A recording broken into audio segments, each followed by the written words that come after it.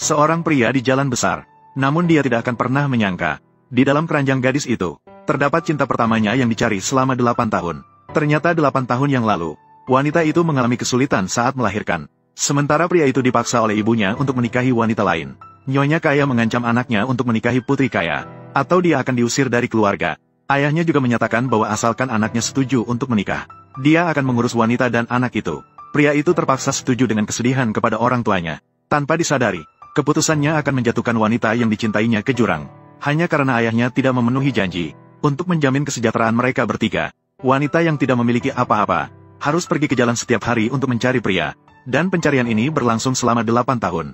Pada masa di mana sulit untuk mencukupi kebutuhan makan, merawat sepasang anak kembar bukanlah hal yang mudah. Dua anak itu tumbuh besar. Keduanya dipandang rendah karena tidak memiliki ayah. Setiap kali ini, sang bocah laki-laki selalu melindungi adiknya. Wanita itu juga menjalani hidup yang sulit selama bertahun-tahun. Bos pelit selalu menunggak gaji. Namun wanita itu selama bertahun-tahun menjaga kesuciannya untuk pria. Hingga suatu hari dia menyadari bahwa dia muntah darah. Sekarang yang paling membuatnya khawatir adalah dua anak itu. Melihat kedua anaknya lagi-lagi terluka karena tidak memiliki ayah, dia penuh dengan rasa sakit hati. Dia masih memberitahu anak-anaknya, ayah pasti akan kembali mencarinya. Memanfaatkan tubuhnya yang masih kuat, dia mewariskan keahlian sulamannya kepada putrinya, Yuan. Sang bocah laki-laki tidak tega melihat adiknya begitu menderita. Akhirnya, dia membolos sekolah untuk bekerja sebagai buruh kasar di luar. Hari itu, ayah sang bocah laki-laki menemukan ada seorang anak di lokasi konstruksi. Dengan hati yang penuh belas kasihan, dia memerintahkan bawahannya untuk membayar sang bocah laki-laki 2 kali lipat gajinya. Wanita segera mengetahui bahwa anak laki-laki itu bolos sekolah. Melihat anak laki-laki memegang begitu banyak uang, dia mengira anak laki-laki pergi mencuri uang di luar. Maka tanpa mendengarkan penjelasan, dia memukuli anak laki-laki itu. Anak laki-laki kecil itu pergi dengan perasaan tersakiti. Tapi dia tidak ingin bertengkar dengan ibunya. Maka dia kembali lagi. Barulah dia sadar bahwa ibunya pingsan di tanah. Dokter memberitahu anak laki-laki kecil itu, penyakit ibunya sudah berlangsung lama. Harus pergi ke rumah sakit besar untuk pengobatan. Untuk menyelamatkan ibunya, dia pergi mencari tukang kontraktor di luar. Mengatakan bahwa dia bisa melakukan segala jenis pekerjaan. Tapi tukang kontraktor malah menangkap anak laki-laki kecil itu. Bersiap-siap untuk menjualnya. Wanita mendengar bahwa anak laki-laki itu tidak pulang sepanjang hari. Dia menyeret tubuhnya yang sakit parah. Membawa anak perempuannya keluar untuk mencari anak laki-laki itu. Ketika mereka kembali ke rumah di tengah malam, mereka menemukan barang bawaan mereka dibuang oleh pemilik rumah. Pada saat itu, hujan deras turun. Wanita itu demam tinggi setelah kehujanan. Gadis kecil membawa ibunya ke sebuah kuil yang hancur. Kemudian pergi ke jalan besar mencari tabib. Namun dia tidak punya uang. Tidak ada yang memperhatikannya. Teringat saat kakaknya sakit dulu, ibunya selalu memberinya makanan. Maka dia mencuri sepotong baozi untuk dibawa pulang. Saat dia kembali, namun dia menemukan ibunya pingsan di luar mencarinya. Ibunya meminta anaknya menemukan pemilik Liontin Giok, karena itu adalah ayah kandungnya. Setelah itu, ibunya menghembuskan nafas terakhir. Gadis kecil itu hanya bisa membungkus ibunya dengan tikar anyaman. Hingga ayah kandungnya melihat adegan itu. Hari ini aku ingin melihat, di bawah sinar matahari terang, membuat kesulitan bagi seorang anak. Benar-benar tak punya malu. Kamu pikir kamu siapa? Anak ini mirip dengan Aseng. Benar-benar mirip ya. Anak saya dengan Aseng. Pastinya sudah sebesar ini. Aku harus membukanya hari ini juga. Kematian adalah hal besar. Apakah kalian semua tidak mengerti? Aku tidak bermaksud begitu. Apakah dia penipu? Siapa yang tahu? Ibunya benar-benar meninggal. Sungguh malang. Cepat pergi.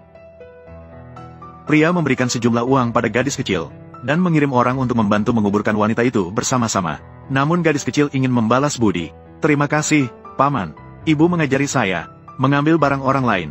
Harus dikembalikan. Saya bisa membuat sulam untuk Anda. Saya bisa membuat sulam Suzhou. Sulaman dua sisi saya sangat bagus. Gadis kecil, berbohong bukanlah kebiasaan baik. Sulam Suzhou ini, tidak banyak orang yang bisa melakukannya. Baiklah, anak-anak tidak mengerti sulam Suzhou adalah hal yang wajar. Lanjutkan dengan urusan kalian. Anak-anak, jika kamu ingin melunasi hutang, nanti, kamu bisa datang bekerja di pabrik sulam Furong.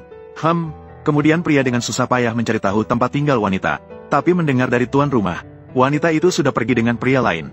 Dia pikir wanita itu sudah melupakannya. Kemudian gadis kecil itu tinggal bersama bibi setelah mengikuti neneknya. Dia memberikan semua uang di rumah kepada bibinya. Ternyata, kalung giok juga dirampas oleh bibinya.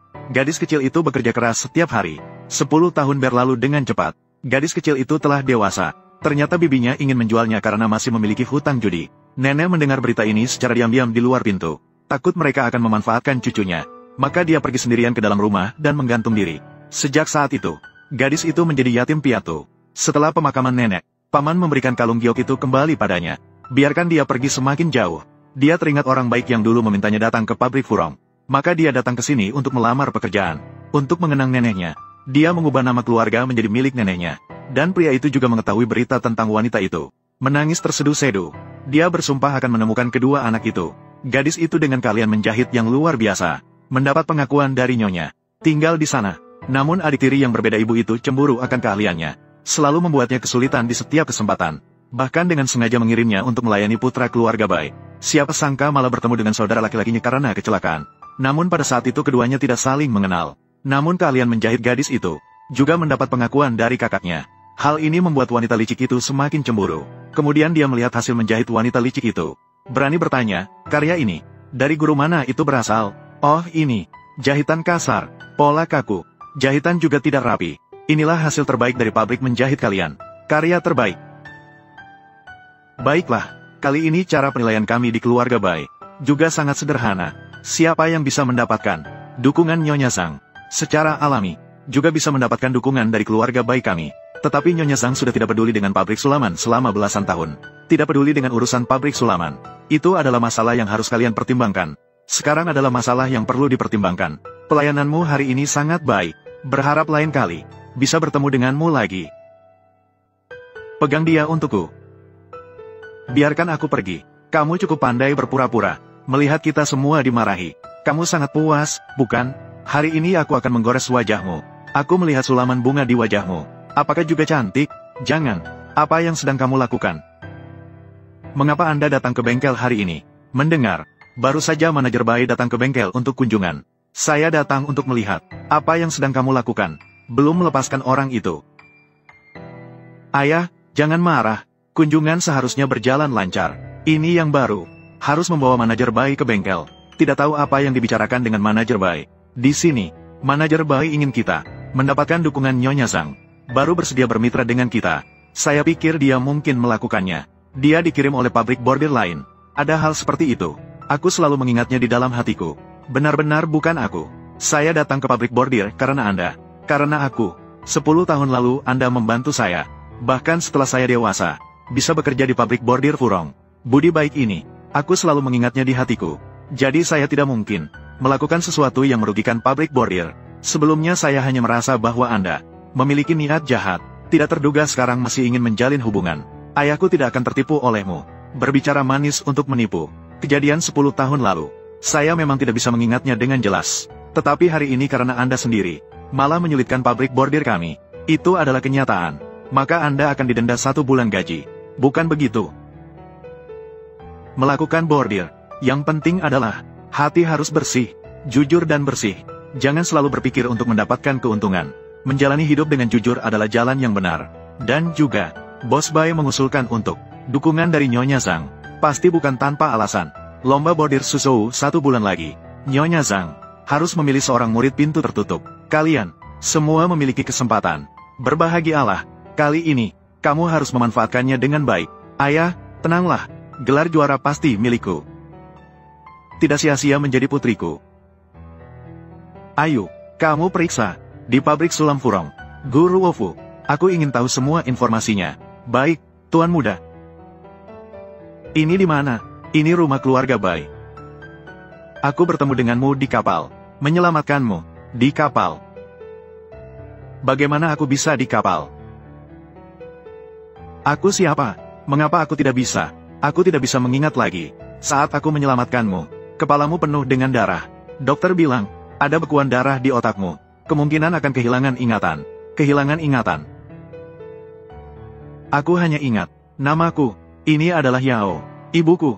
Sepertinya sangat pandai menjahit. Aku punya seorang adik perempuan. Lebih banyak. Aku tidak bisa mengingatnya. Adik, kamu ada di mana? Pria akan segera mengadakan kompetisi sulam Suzhou. Wanita licik sengaja datang mencari masalah. Kabarnya kamu juga mendaftar. Lomba sulam Su. Kamu tidak benar-benar berpikir. Kamu tidak tahu dari mana kamu mencuri belajar. Teknik sulam 2 sisi. Bisa membuat murid Nyonya Zhang kan? Palsu tetap palsu. Seperti ayam hutan. Tidak akan pernah menjadi burung phoenix. Saya mengatakannya lagi. Teknik sulam 2 sisi. Diajarkan oleh ibuku. Saya juga percaya. Teknik sulam 2 sisi ibuku juga bukan hasil curian. Apakah mungkin ibumu juga murid Nyonya Zhang? tidak takut diejek jika diketahui orang. Aku beritahu kamu, juara lomba Sulam Su, hanya bisa menjadi milikku. Yang tahu diri, sekarang berlutut dan minta maaf padaku. Aku masih bisa memberimu kesempatan. Tidak mungkin. Biarkan aku pergi. Afu, Ayau, kalian berdua sebenarnya di mana? Ayah sangat merindukanmu. Tuan tidak baik. Nyonya lagi bersama wanita pembuat sulaman baru itu. Sudah bertengkar. Apa? Berani menyentuh anak perempuanku. Sudah terlalu banyak. Kali ini, aku harus membuatmu tahu dengan baik harga yang harus dibayar. Seperti orang sepertimu, berlaga sopan, belajar sulam susou. Jika hati tidak tulus, bagus sekali berlaga sopan. Aku ingin melihat seberapa keras tulangmu. Pukulan telapak tangan. Tuan dia, apakah Anda lupa? 10 tahun lalu aku menjual diri untuk mengubur ibuku. Dibully di pinggir jalan. Kamulah yang menyelamatkanku. Oh, ternyata kamu. Tak terbayangkan aku membantumu sekali. Namun kamu berbalik untuk mengganggu putriku. 2 tamparan ini, biar kamu ingat baik-baik, berbicara dan bertindak dengan jelas. Dan juga, tidak ada yang bisa mengganggu Putri He Xuyan. Apa sudah baik? Lihatlah kamu, sudah menangis seperti kucing. Cepat bersihkan. Terima kasih.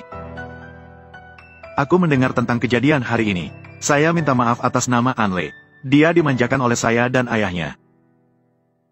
Aku selalu penasaran, bagaimana ibumu bisa sulam 2 sisi. Aku juga tidak terlalu paham. Oh, lalu, namanya apa? Dia bernama Ruan Liu Zeng. Ruan Liu Zeng, bagaimana? Apakah Anda mengenal ibuku? Tidak mengenal. Namun, ibumu ternyata bisa membuat sulaman 2 sisi. Lebih baik jangan biarkan orang lain mengetahui hal ini, agar tidak menimbulkan masalah yang tidak perlu. Ternyata dia adalah anak Ruan Liu Zeng, berjaga-jaga selama puluhan tahun, tapi masih tidak bisa lolos. Tidak bisa, pasti tidak boleh biarkan Xuyan mengetahui hal ini. Jadi kamu, Wan, ada apa denganmu? Hanya memikirkan sesuatu. Ada apa? Ada yang perlu kamu bicarakan? Oh, tidak apa-apa. Aku tiba-tiba tahu. Wanita pembuat sulaman baru itu. Siapa dia? Apa? Kamu sudah tahu? Ya, aku juga baru mengingatnya. Dia seharusnya adalah gadis yang bertemu denganku di pinggir jalan 10 tahun lalu. Gadis yang menjual dirinya untuk mengubur ibunya. Tak terbayangkan 10 tahun telah berlalu. Dia sudah tumbuh besar begitu. Benarkah? Ya, itu sungguh kebetulan. Namun saat kecil, terlihat cukup polos. Sekarang, pikirannya begitu banyak. Sungguh tak terduga. Senjata paling ampuh. Lomba sulaman Su setelah sebulan. Hanya sukses yang diizinkan, tidak ada kegagalan. Orang lain tidak perlu ditakuti. Inilah Guru Wofu. Aku khawatir tentang sulaman 2 sisi miliknya. Aku sudah mengajarkan padamu. Ada beberapa ancaman. Jika digunakan dengan benar, akan menjadi kamu. Ingatlah. Hanya boleh sukses, tidak boleh gagal. Tuan muda, saat ini hanya bisa menemukan informasi sebagian tentang Miss Gu. Informasi parsial. Miss Gu sejak kecil, besar di rumah pamannya, bergantung pada neneknya. Neneknya baru saja meninggal. Miss Gu baru saja meninggalkan rumah untuk datang ke Furong Xiu. Jadi dia punya kakak laki-laki. Menurut orang-orang di sekitarnya, dia tumbuh dewasa sendirian, juga tidak pernah mendengar memiliki saudara. Baiklah, jadi begitu. Sepertinya kamu bukan orang yang saya cari. Lomba tahun ini benar-benar ramai. Tentu saja, tahun ini, Nyonya Zhang akan memilih murid tertutup sekali lagi. Pemenang sebelumnya diterima oleh Nyonya Zhang sebagai murid terpilih secara langsung. Namun, akhirnya, melarikan diri dengan seorang pria. Siapa nama orang ini? Katanya namanya Ruan apa? Ruan Liu Zeng. Ya, itu Ruan Liu Zeng. Sungguh disayangkan. Ini benar-benar memalukan bagi dunia sulaman Suzhou. Kalian berdua, apa kontribusi kalian terhadap dunia sulaman Suzhou? Tidak berarti mengkritik sesuka hati di sini. Tidak sopan. Kami telah menyinggung Tuan Zhang. Sebelumnya, Liu Zeng adalah satu-satunya muridku. Dia adalah satu-satunya muridku. Aku memperlakukannya seperti anak kandungku sendiri. Hidupnya adalah miliknya. Untuk menentukan, aku percaya bahwa, dimanapun dia berada sekarang, dia akan terus mempromosikan seni sulaman Suzhou kepada siapapun yang dia temui. Para tamu yang saya hormati, lomba sulaman Suzhou akan segera dimulai. Mohon siapkan karya Anda untuk kompetisi ini. Jika kamu adalah adikku, betapa baiknya itu. Ingatlah, jangan biarkan benangnya saling bersentuhan. Mama, Afu tidak akan mengecewakanmu. Warna biasa, kainnya juga bukan yang terbaik. Benangnya juga menggunakan kualitas rendah. Kamu bahkan tidak membuat sulaman dua sisi. Kamu sedang melakukan apa? Kembalikan padaku. Aku sudah memberitahumu. Gelar juara hanya bisa milikku. Jadi karyamu, saya hanya menerima saja. Kamu tidak takut aku melaporkanmu? Apakah pergi ke tempat Tuan Zhang? Ayahku adalah He Xuyan. Aku adalah pewaris pabrik sulaman Fuyong. Sedangkan kamu, hanya seorang gadis sulaman yang tidak terkenal. Kamu pikir Tuan Zhang akan mempercayai siapa? Dan orang-orang ini, semuanya adalah saksi-saksiku. Nyatanya kamu iri dengan sulamanku, berusaha mencuri, sedangkan aku hanya mengambil kembali barang milikku sendiri saja. Kamu akan mendapat balasan seperti ini. Apa kualifikasimu untuk menghakimi aku? Ada apa? Ayah, Guru Wofu dia berusaha mencuri karyaku. Aku benar-benar marah, ingin menghukumnya sedikit saja. Aku tidak punya, itu adalah karyaku. Ayah, tolong, kamu pasti harus membantuku. Karena tanganmu tidak bersih, maka hancurkan satu tanganmu. Sulaman ini benar-benar aku yang membuatnya. Masih berkelit, terus pukul. Pukul dia sampai dia tidak bisa bergerak lagi. Jangan repot-repot. Berhenti. Afu, apakah kamu baik-baik saja, Afu? Afu. Itu adalah karyaku. Afu, ini adalah urusan internal pabrik sulamku. Jangan repot-repot. Ya, Bos Bai. Dia hanyalah seorang pencuri. Pencuri. Jangan biarkan dia menipu Anda. Dia adalah adik perempuan Bai Wenyao. Urusannya, itu adalah urusanku. Hari ini aku akan mengingat ini. Nanti, ubah rencana, keluargaku. Tidak mungkin. Bukankah dia yatim piatu? Mengapa dia memiliki seorang kakak laki-laki? Selesai. Semuanya sudah selesai. Kerjasama dengan keluarga Bai kali ini. Sepertinya tidak ada harapan lagi. Saat pria itu kecewa, tanpa sengaja melihat gadis itu menjatuhkan Liontin permata.